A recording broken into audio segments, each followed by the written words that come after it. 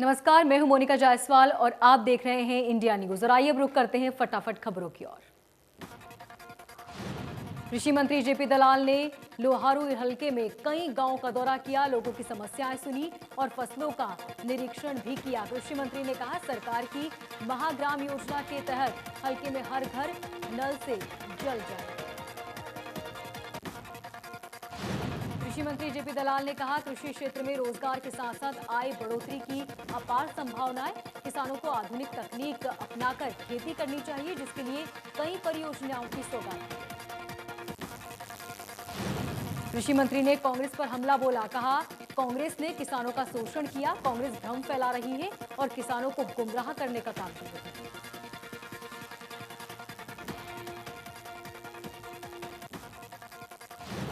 देशवासियों को हफ्ते के पहले ही दिन महंगाई की जबरदस्त चोट देखनी पड़ी। एलपीजी सिलेंडर के दाम में 50 रुपए की बढ़ोतरी, जबकि पेट्रोल डीजल के दाम में 26 पैसे प्रति लीटर की बढ़त हुई।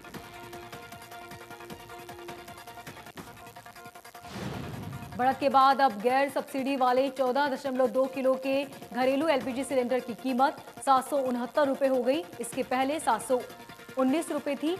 ये कीमत आज से लागू हुई।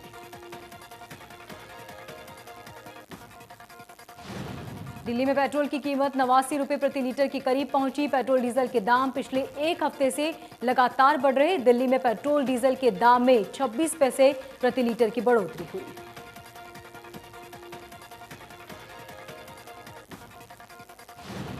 महंगाई को लेकर कांग्रेस नेता राहुल गांधी ने मोदी सरकार पर साधा निशाना। ट्वीट कर किया, जनता से लूट, सिर्फ 2 लोगों का विकास।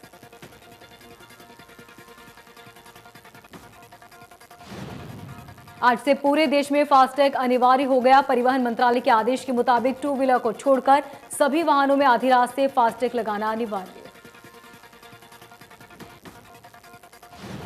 बिना फास्टैग लगे वाहनों को टोल प्लाजा पर दोगुना टोल टैक्स या जुर्माना देना होगा। फास्टैग लगे वाहनों को टोल प्लाजा पर रुकने की जरूरत नहीं होगी। सरकार की तैयारी है कि अब 100% टोल फास्टैग की मदद से ही कलेक्ट किया जाए। फिलहाल नेशनल हाईवे से जितने भी टोल टैक्सेस आते हैं, उनमें 80% टोल फास्टैग की मदद से आते हैं। फास्टैग को वाहनों की विंड स्क्रीन पर लगाया जाता है। टोल पर क्रॉसिंग के दौरान divider radio fixing automatically technology की मदद से टोल प्लाजा पर लगे स्कैनर से कनेक्ट होता है, जो फास्टैग से जुड़े अकाउंट से डायरेक्ट पेमेंट कट जाता है। किसानों के आंदोलन के दौरान चर्चा में आया टूल किट मामला अब गंभीर हो चला। दिल्ली पुलिस ने कर्नाटक के बेंगलुरु से 21 साल की दिशा रवि को गिरफ्तार किया। दिशा एक एक्टिविस्ट है। उन पर आरोप है कि जिस टूल किट को ग्रेटा ने ट्वीट किया था, वो दिशा ने ही एडिट कर आगे बढ़ाया था। अब इस मामले में दिशा रवि को दिल्ली की अदालत ने 5 दिन की कस्टडी में भेजा। कई विपक्षी नेताओं, एक्टिविस्ट संगठनों ने दिशा रवि की गिरफ्तारी को गलत बताया। पूर्व केंद्रीय मंत्री पी चिदंबरम, जयराम रमेश समेत कई नेताओं ने दिशा रवि की गिरफ्तारी पर सवाल उठाए और केंद्र सरकार पर निशाना साधा। सोशल मीडिया पर भी दिशा के पक्ष में ट्रेंड चल रहा है। कई छात्राओं ने भी आवाज उठाई।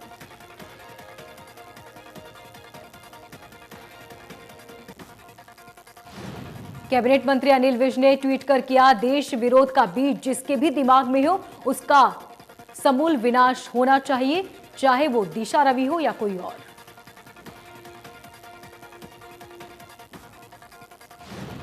कांग्रेस महासचिव प्रियंका गांधी वाड्रा ने मामले को लेकर ट्वीट किया और सरकार पर निशाना साधा। कांग्रेस महासचिव ने लिखा, डरते हैं बंदूकों वाले एक निहत्थी लड़की से, फैले ही हिम्मत के उजाले एक निहत्थी लड़की से। दिशा रवि की गिरफ्तारी को लेकर दिल्ली के सीएम अरविंद केजरीवाल ने भी ट्वीट किया।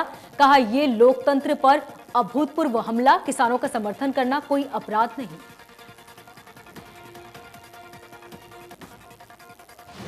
जिनके नरवाना में कांग्रेस पदाधिकारियों की बैठक हुई। इस बैठक में सभी ने बारी बारी से संबोधित किया, लेकिन जब कांग्रेस नेता विद्या रानी की बारी आई तो उन्होंने कुछ ऐसा कह दिया कि उनका बयान सोशल मीडिया पर वायरल हो रहा है।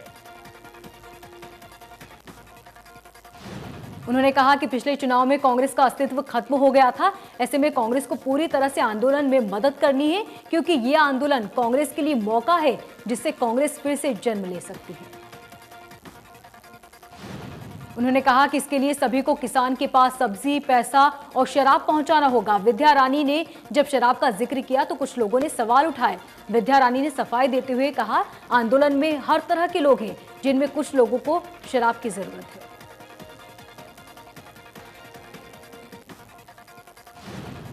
सोशल मीडिया पर अनुसूचित जाति से संबंधित टिप्पणी करने के मामले में क्रिकेटर युवराज सिंह के खिलाफ हांसी पुलिस ने मुकदमा दर्ज किया।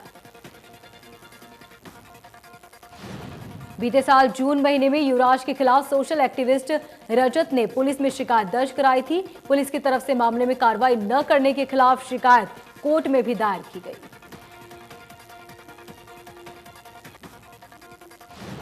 युवराज सिंह ने पिछले साल रोहित शर्मा से लाइव चैट में युजवेंद्र पर आपत्तिजनक टिप्पणी की थी। मामले में नेशनल अदालत और दलित ह्यूमन राइट्स के संयोजक ने पुलिस में शिकायत की और वीडियो भी सौंपा।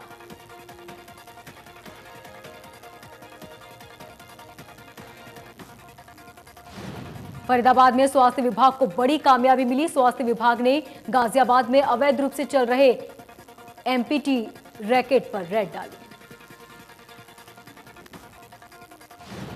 स्वास्थ्य विभाग को सूचना मिली थी कि गाजियाबाद में कृष्ण नर्सिंग होम पर लिंग जांच कर अवैध रूप से गर्भपात किया जाता है। टीम ने फर्जी ग्राहक बनकर भेजा, जहां 15,000 रुपए में सौदा तय होने के बाद छापेमारी की गई। स्वास्थ्य विभाग की छापेमारी के दौरान 3 भ्रूण बरामद हुए। 2 फर्जी डॉक्टरों को गिरफ्तार किया गया। स्वास्थ्य विभाग की टीम ने आरोपियों के खिलाफ दर्ज किया मामला।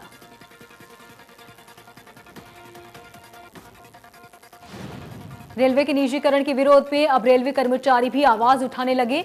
नॉर्थ वेस्ट रेलवे यूनियन के बैनर तले रेलवे जंक्शन पर कर्मचारियों ने 1 दिवसीय धरना प्रदर्शन दिया और निजीकरण पर रोक लगाने की मांग की।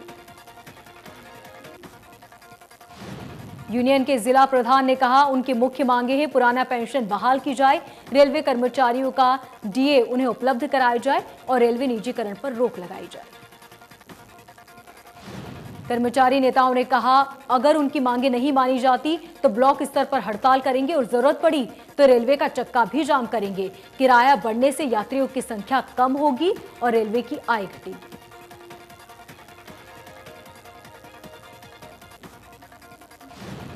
रेवाड़ी में महिला मजदूरों को कंपनी से बाहर कर दिया गया और कंपनी ने गेट के बाहर कटीले तार लगा दिए। महिला मजदूरों ने कंपनी प्रबंधन के खिलाफ जमकर नारेबाजी की।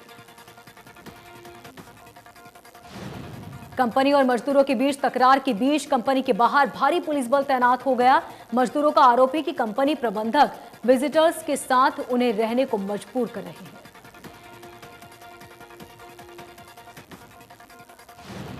उत्तराखंड के चमोली जिले में 8 दिन पहले आए त्रासदी के बाद अब 54 लोगों की मौत की पुष्टि हो चुकी है। आपदाग्रस्त क्षेत्रों में चलाए जा रहे बचाव अभियान के 8वें दिन 15 और शव मिले। इनमें से 5 शव 520 मेगावाट की एनटीपीसी के तपोवन विष्णुघाट सुरंग से मिले। इसके अलावा 7 शव रैडी गांव और 1 शव रुद्रप्रयाग जिले से मिला।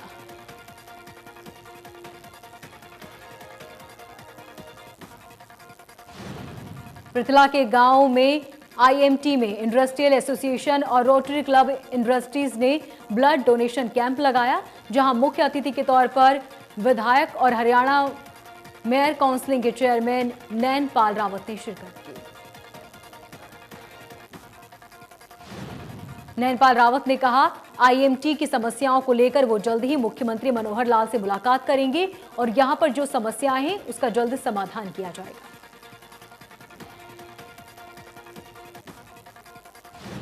बाबालाल जी की महिमा की आरती को गाकर अंबाला के युवा गायक कार्तिक आनंद ने भक्तों को भक्ति के रस में सराबोर कर दिया। बाबालाल जी की महिमा से पूरे विश्व में फैले उनके भक्त परिचित हैं। ओम जय बाबा लाल गुरु, स्वामी जय बाबा लाल गुरु की ध्वनि से मानो भक्तों को बाबा लाल के चरणों में साक्षात दर्शन मिले हो। कार्तिक का ये 9वां भजन है, जिसमें से 8 भजन को टी सीरीज जैसी प्रतिष्ठित म्यूजिक कंपनी ने प्लेटफॉर्म दिया।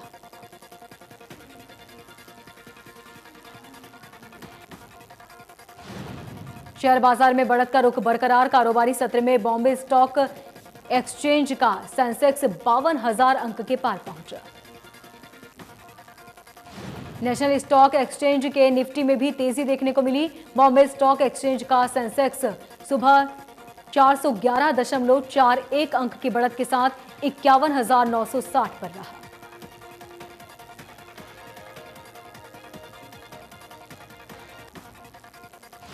यमुनानगर पिछले 3 दिन से कोहरे की चपेट में। दोपहर 12 बजे तक भी सूर्योदय के दर्शन नहीं हो पाए। कोहरे के चलते वाहन रेंगते नजर आए। कैथल भी कोहरे की चादर से लिपटा नजर आया। कैथल में कोहरे की वजह से विजिबिलिटी कम रही। कोहरे के कारण सड़क दुर्घटना बढ़ जाती है, जिसे लेकर जिला प्रशासन अलर्ट।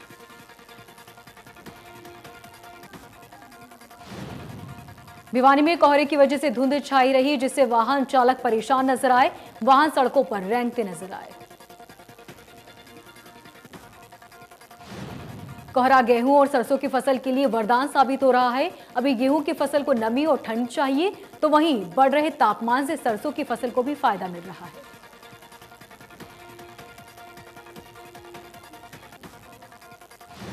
अंबाला बोर्ड एरिया के गुड़गुड़िया नाले में डूबने से एडवोकेट की मौत हो गई। बताया जा रहा है एडवोकेट बाजार से अपनी सेंट्रो कार से घर जा रहा था और घने धुंध के कारण उसे रास्ता नजर नहीं आया।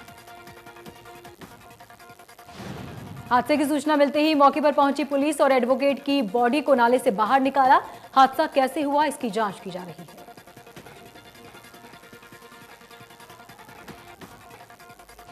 महाराष्ट्र के जलगांव जिले में भीषण सड़क हादसा। ट्रक के पलट जाने से कम 15 लोगों की मौत हो गई और 2 लोग घायल हुए। घायलों को अस्पताल में भर्ती कराया गया, जहां उनका इलाज चल रहा है। बता दें कि ट्रक में सवार सभी लोग मजदूर थे और पपीते से भरे ट्रक धुंध की वजह से रावेल जा रहा था।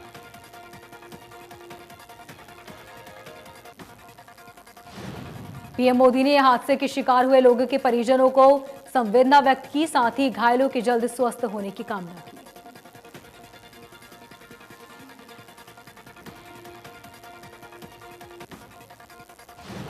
दिशा रवि की गिरफ्तारी मामले को लेकर गृह मंत्री अनिल विज ने कहा, देश विरोध का बीज जिसके भी दिमाग में होगा उसका समूल नाश कर देना चाहिए, चाहे फिर वो दिशा रवि हो या कोई और।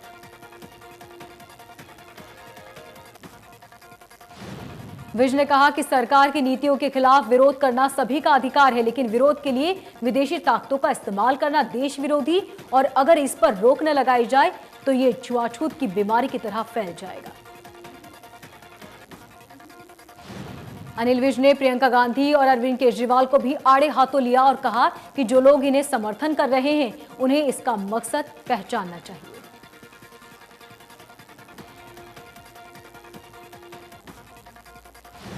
फरीदाबाद में सर्व कर्मचारी संघ के आह्वान पर कर्मचारियों ने फरीदाबाद विधानसभा के बीजेपी विधायक नरेंद्र गुप्ता के कार्यक्रम में पहुंचकर प्रदर्शन किया और उन्हें मांगों का ज्ञापन दिया। कर्मचारियों ने कहा कि जिन कर्मचारियों को वेतन नहीं मिला उन्हें तुरंत वेतन मिलना चाहिए। कर्मचारियों ने चेतावनी देते हुए कहा कि यदि मांगे नहीं मानी गई तो मार्च में मंत्रियों के घर के बाहर प्रदर्शन करेंगे।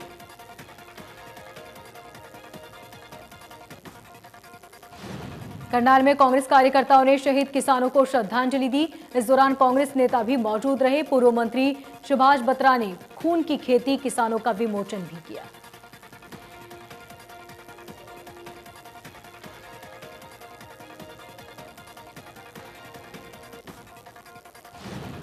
अंतर्राष्ट्रीय सरस्वती समारोह का शुभारंभ केंद्रीय मंत्री रतनलाल कटारिया ने मुख्य अतिथि के तौर पर शिरकत की, जहां 21 कुंडलियों के बीच महोत्सव हुआ।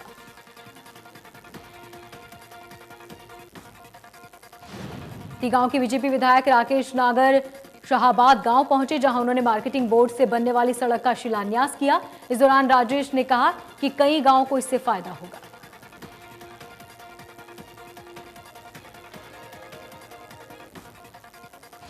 विधायक राजेश ने कहा, ग्रामीण क्षेत्र के लोगों को हो रही मांगे उनके पास आए और जल्द ही पूरा किया जाएगा। अधिकारियों से बात कर लोगों की शिकायतों को निपटाया जाएगा।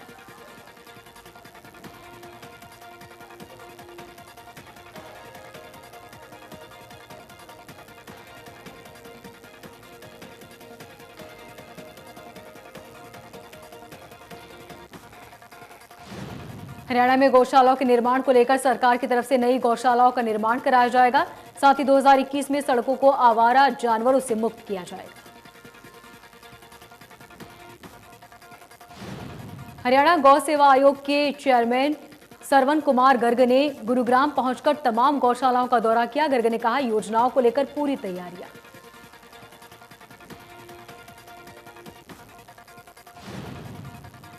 Delhi Gurugram express way toll plaza से हर दिन औसतन 80 से 85 हजार वाहन निकलते हैं। टोल की 25 लेन है। 16 फरवरी से दोनों तरफ से सभी लाइनों को फास्ट टैग किया जाएगा। फिलहाल दोनों तरफ दो कैश लेन है। इन्हीं में से होकर टोल से दायरे से बाहर निकलने वाले वाहन निकलते हैं। 15 फरवरी रात 12 बजे के बाद से यहां फास्टैग सिस्टम लागू होगा।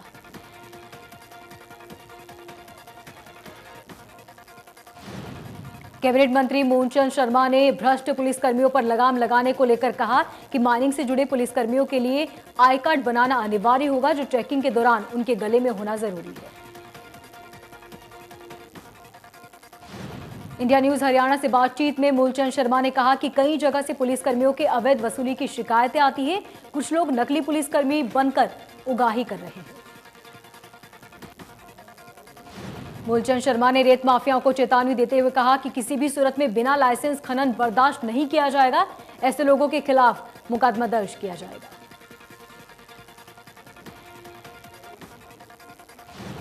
उत्तर हरियाणा बिजली वितरण निगम के प्रबंधन निर्देशक शशांक आनंद ने अधिकारियों कर्मचारियों को उपभोक्ताओं की समस्या के समाधान के निर्देश दिए। उन्होंने कहा कि कर्मचारी उपभोक्ताओं के साथ अच्छा व्यवहार करें। निबंध के प्रबंध निर्देशक शशांक ने दावा किया कि आज से 4-5 साल पहले बिजली निगम नुकसान में था, लेकिन अभी ये फायदे में है। उन्होंने कहा कि जहां पहले लाइन लॉस 34% था, वहीं अब 2016 में 18% आ चुका है।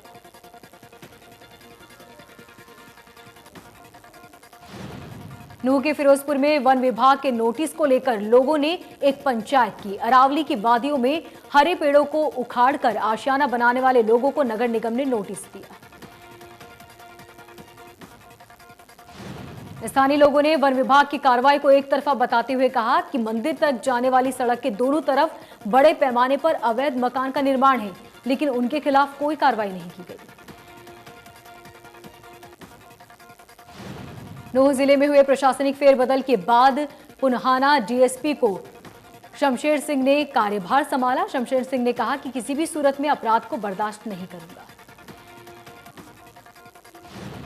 डीएसपी शमशेर सिंह ने कार्यभार संभालते ही एक्शन मोड में नजर आया। उन्होंने कहा कि इलाके में अपराध बर्दाश्त नहीं होगा, अपराधी अपराध करना छोड़ दे।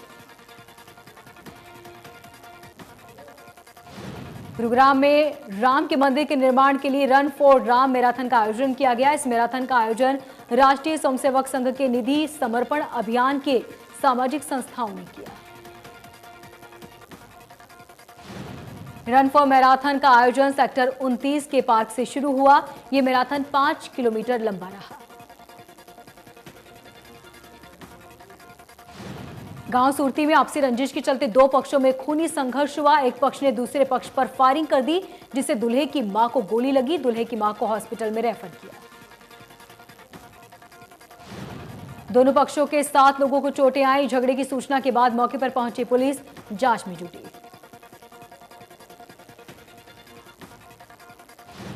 करनाल के कबूलपुर खेड़ा गांव के पास एक सड़क हादसे में 3 युवकों की मौत हो गई। लोगों का कहना है कि तीनों के शव खेत में पड़े मिले, जिसके बाद पुलिस सूचना पर पहुंची। जानकारी के मुताबिक तीनों युवक पिज्जा की दुकान चलाते हैं। तीनों युवक पानीपत से रहने वाले अपने गांव लौट रहे थे, तभी रास्ते में अज्ञात वाहन ने टक्कर मार दी। परिजनों का कहना है कि 3 युवकों में से एक की मार्च में शादी थी। भिवानी सदर थाना पुलिस ने चाचा के हत्यारे 2 भतीजों को गिरफ्तार किया। अपने खेत के पास ट्यूबवेल लगाने को लेकर दोनों भतीजों ने चाचा की डंडे से पीट कर हत्या की थी।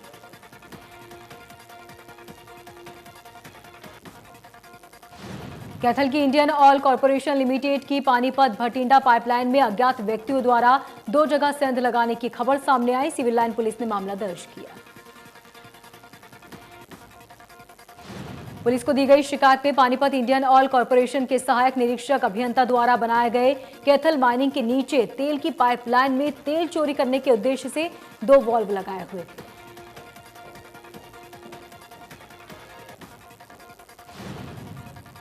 चरखी दादरी में हिसार जा रही रोडवेज बस धुंध के चलते डंपर से जा टकराई। इस हादसे में 1 दर्जन सवारियां घायल हुई। घायलों को बस ड्राइवर शामिल तो वहीं डंपर सवार चालक के सर पर आई चोट।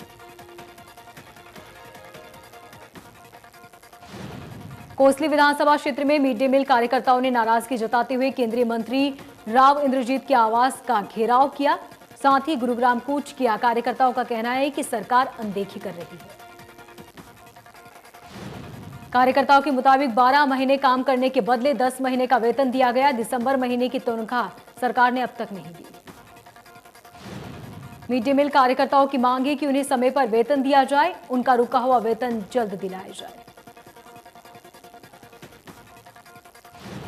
कैथल में दहेज के चलते विवाहिता ने आत्महत्या कर ली। बताया जा रहा है कि दहेज के लिए विवाहिता को लगातार तंग किया जा रहा था। विवाहिता की मौत के बाद मृतक के पिता की शिकायत के बाद पुलिस ने ससुराल पक्ष के 5 लोगों के खिलाफ मामला दर्ज किया। डबवाली में 2 महीने से हुई गौ सेवादार की हत्या के मामले में पुलिस को अब तक कोई सुराग नहीं मिला। गौशाला में 65 साल के सेवादार की रॉड से हमला कर हत्या कर दी गई थी। वारदात के बाद पुलिस ने हमलावरों की तलाश में डीएसपी के अंडर टीमें गठित की, लेकिन पुलिस को अब तक कोई सुराग नहीं। 10 फरवरी को जिंद रोड पर हुई आरती की हत्या में